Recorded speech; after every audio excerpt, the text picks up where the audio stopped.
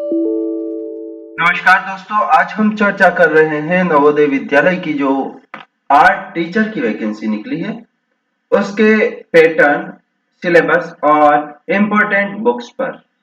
तो ऐसे में ऐसा क्या पैटर्न है उस एग्जाम का, पेपर किस तरीके का आएगा, किस सिलेबस में से प्रश्न पूछे जाएंगे, इसके अलावा ऐसी जो महत्वपूर्ण पुस्तक जिसको पढ़ना हमारे लिए महत्वपूर्ण है और जो हमें अच्छे नंबर दिला सकती है, तो उस पर चर्चा करेंगे।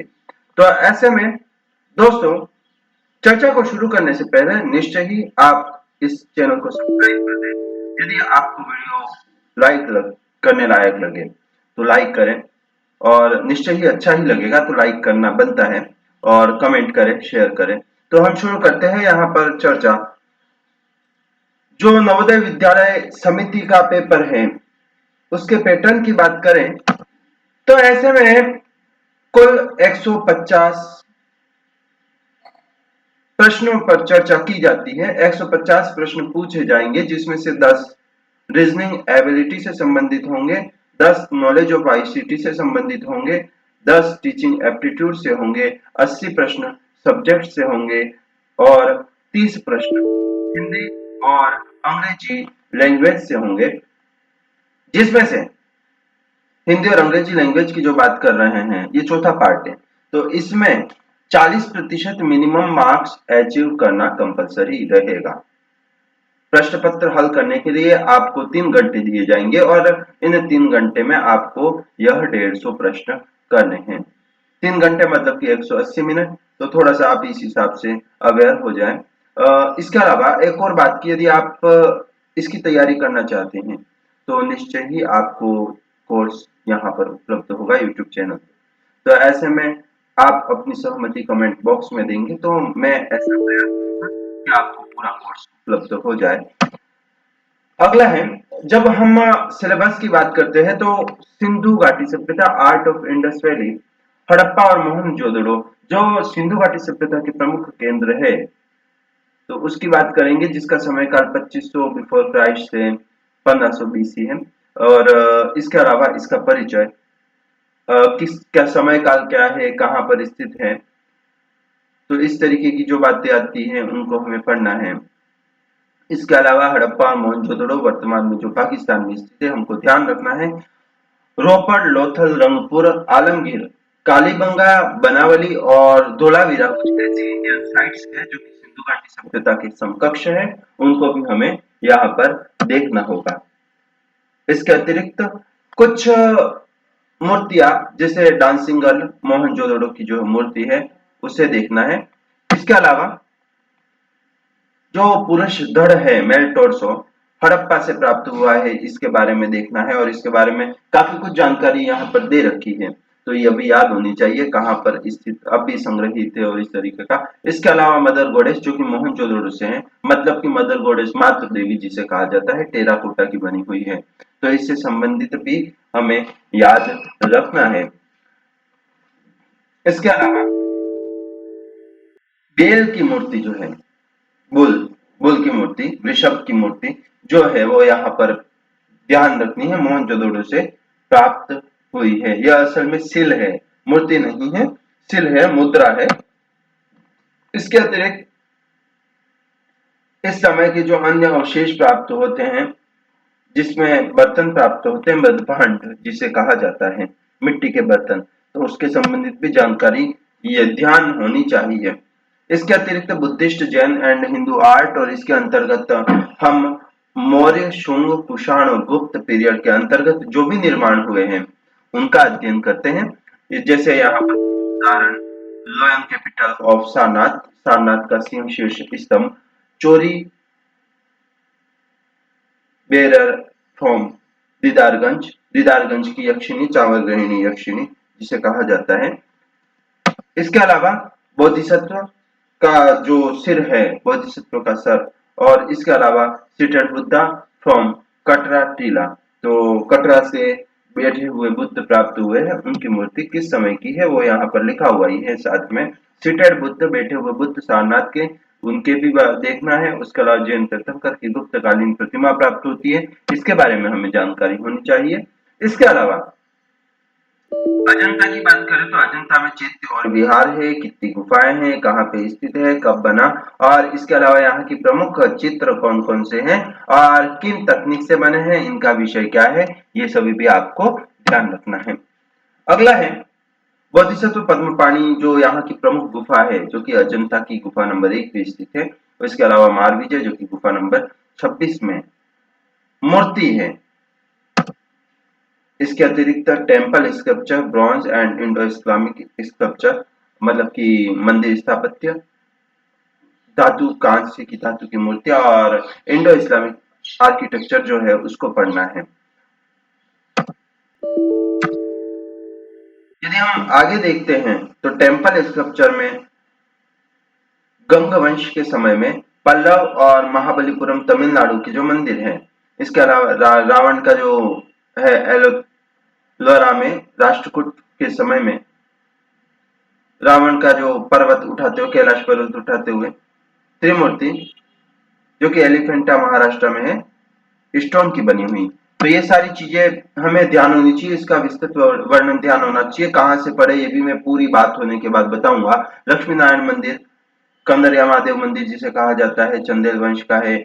और इसके अलावा सन टेम्पल, कोणार्क का जो सूर्य मंदिर है वह, और इसके अलावा माता और शिशु जो देलवाड़ा के मंदिर में है, विमल शाह टेम्पल, जिसके बारे में मैंने कल एक प्रश्न हल कराते हुए भी बात की थी, तो इसको भी देखना है। विमल शाह मंदिर देलवाड़ा का सबसे प्राचीन मंदिर है।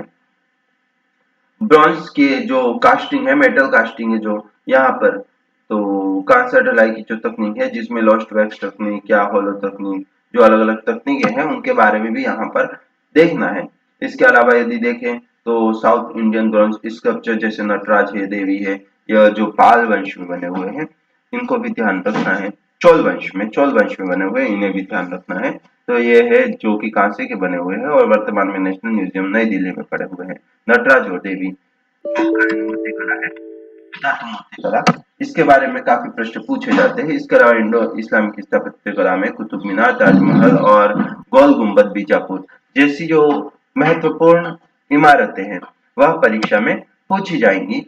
राजस्थानी और पहाड़ी स्कूल की बात करें तो इसका समय काल, इसके अलावा यहाँ के प्रमुख कलाकार, इसके जो स्कूल है एंड सब स्कूल है, इसके बारे में और इसकी क्या महत्वपूर्ण विशेषताएं हैं, यह ध्यान रखनी है। यहाँ पर कुछ महत्वपूर्ण राजस्थानी पेंटिंग्स दे रखी है, जिसके बारे में तो निश्चय ही आपको ध्यान होना चाहिए। मरुरागिनी, जो कि साबिद्दीन द्वारा बनाई और मेवाड़ स्कूल से संबंधित है। राजा अनिरुद्ध सिंहाड़ा उत्कल राम द्वारा बनी हुई बूंदी शैली की पेंटिंग है। चौगान, जो कि दाना द्वारा बनाई हुई है और जोधपुर शैली की है।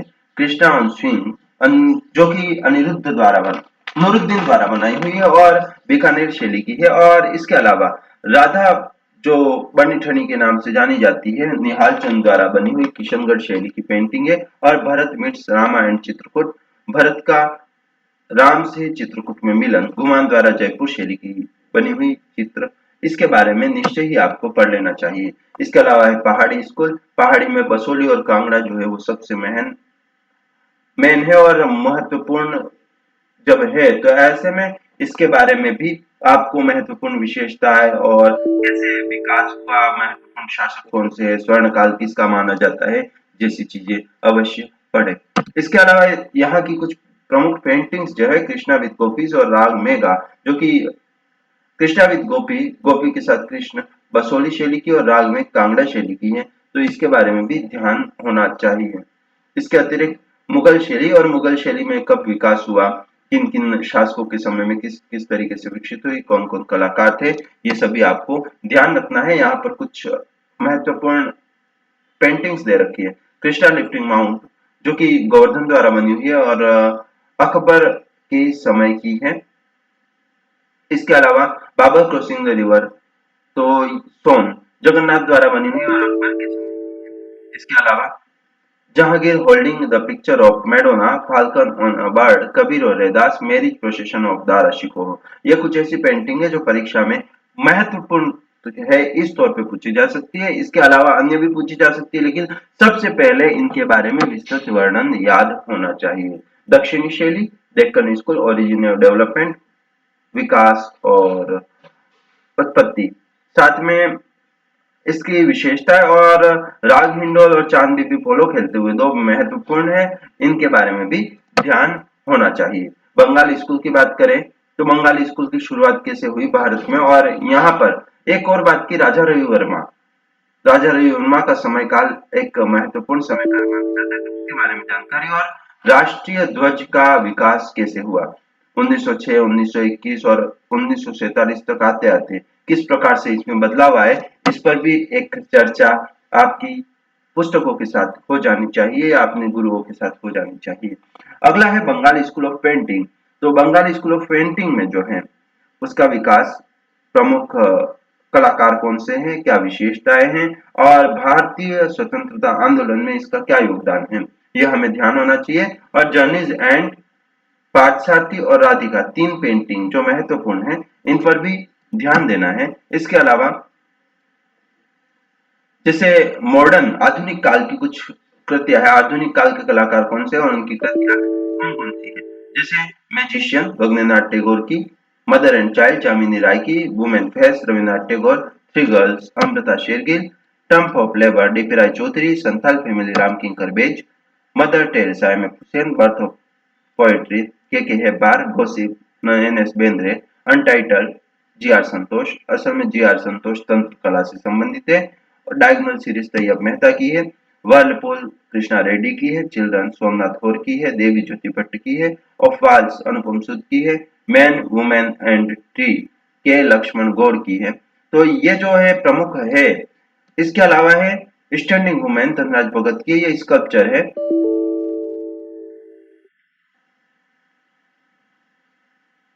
इसके अलावा अमरनाथ सहगल का एक स्कल्पचर, पीवी जानकी राम का, शंकु चौधरी का और अक्का यादगिरी राव का यहाँ पर दे रखा है। आप यहाँ पर इन मूर्तियों के बारे में भी जाने और इन सभी कलाकारों के बारे में जाने, और पहले तक जो चित्रकारों के नाम है उनके बारे में भी जानना है और उनकी कलाकृतियों के बारे में भी जानना है। तो ये तो कुछ मोटा मोटा खाका है जो हमको ये बता देता है कि हमें क्या पढ़ना है, परीक्षा में क्या पूछा जाएगा, और ऐसे में ये पूछा जाएगा, ये संभावना है, सजेशंस दिए हुए हैं, आपको सलाह दी हुई है, लेकिन इसके अलावा भी कुछ मोटी मोटी बातें या कुछ महत्वपूर्ण है तो उसको निश्चय ही पढ़ना है। अब बात रही यहाँ पर प्रैक्टिकल की, तो प्रैक्टिकल में नेचर और ऑब्जेक्टिव स्टडीज, तो लाइट शेड पर्सपेक्टिव और इसके अलावा जो भी अन्य महत्वपूर्ण बातें हैं उनके बारे में हमें ध्यान होना चाहिए। ज्योमेट्रिक फॉर्म्स के बारे में ध्यान होना चाहिए, क्यूब कोन प्रिज्म सिलेंडर जैसी जो आकृतियां है, स्फीयर मतलब कि गणगणाभ आयत और वर्ग जैसी जो आकृतियां है उनसे संबंधित जो प्रश्न पूछे, शंकु से संबंधित प्रश्न पूछा जाता है, त्रिभुज से संबंधित प्रश्न पूछा जाता है, तो ये हमें ध्यान होने चाहिए। इसके अलावा यदि देखें तो पेंटिंग के कंपोजिशन जो है, different type of composition, sketch क्या होता है, क्रॉस हैचिंग क्या होती है, लाइन हैचिंग क्या होती है, तो ये जो बातें हैं वो ध्यान रखना। Water colour, poster colour, oil colour, जो डिफरेंट मीडियम है उनके बारे में भी हमें जानकारी होनी चाहिए।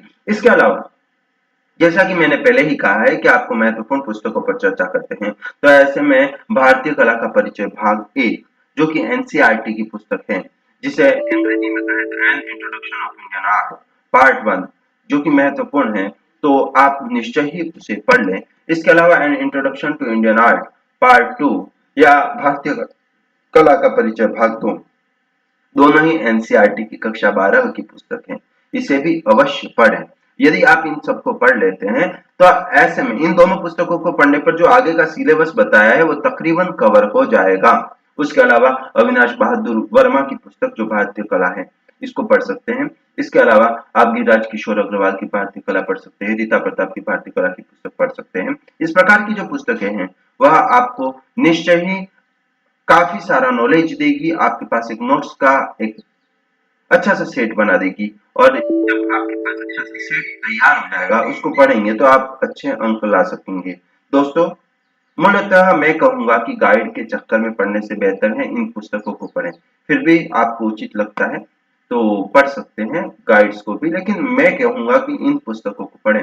और जैसा कि मैंने कहा है, यदि आपको लगता है कि आपको एनवीएस और टीजीटी पीजीटी की तैयारी जो है वो यूट्यूब चैनल के माध्यम से करनी है, तो आप कमेंट्स में निश्चय ही अपनी प्रतिक्रिया दें, जिससे नियमित रूप से महत्वपूर्ण जो ये सिलेबस है उस पर हम चर्चा कर सके और आप नियमित रूप से उस पर अपनी प्रतिक्रिया दे सके, प्रश्न उत्तर दे सके, जिससे हमारा सिलेबस बहुत जल्दी पूरा हो और हम अर्जित कर सकें। जैसे ही डेट आएगी आपको यहाँ चैनल पर सूचित कर दिया जाएगा कि परीक्षा की तिथियां क्या है। अभी जो नेट के एग्जाम्स की भी डेट चल रही है, तो ऐसे में निश्चय ही काफी विद्यार्थी नेट की तैयारी भी कर रहे हैं, तो वह भी इस सिलेबस को, केवल सिलेबस को भी पढ़ लेंगे और नेट के सिलेबस को भी पढ़ लेंगे, तो काफी अंकों में अर्जन करेंगे और साथ में यदि पुराने पेपर्स को हल करेंगे तो अच्छे अंक अर्जित करेंगे। यहाँ पर भी आप पुराने पेपर हल करें एनवीएस से संबंधित। यहाँ पर प्रश्नों की एक श्रृंखला भी चलाई गई है, जिसमें तकरीबन 3000 के आसपास प्रश्न मैं हल करा चुका हूँ, आप उसको भी देखें। यहाँ पर बहुत सारे पुराने पेपर्स हल कराए गए हैं, नियमित रूप से जो प्रश्न श्रृंखला ली जा रही है उससे संबंधित भी हल कराए गए हैं, तो आप उसको हल करें, आपको निश्चय ही फायदा होगा। अब फिर आगे नई जानकारी के साथ मिलेंगे। अलविदा, शुक्रिया।